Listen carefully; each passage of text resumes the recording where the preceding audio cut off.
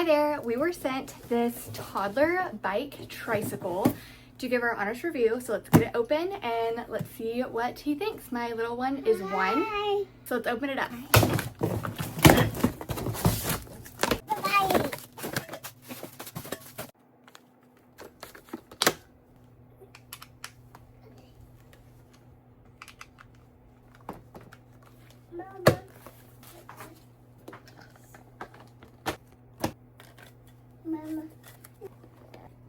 I wanted to mention that the pedals can come off or stay on depending on if your little one is ready to pedal themselves or not. And then the handle on the back is also removable if you don't want the handle.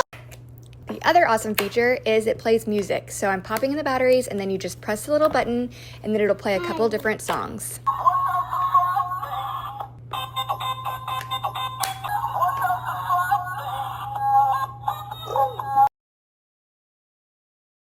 So if you're looking for a great toddler bike that they can drive themselves or you can steer from behind, I would definitely recommend.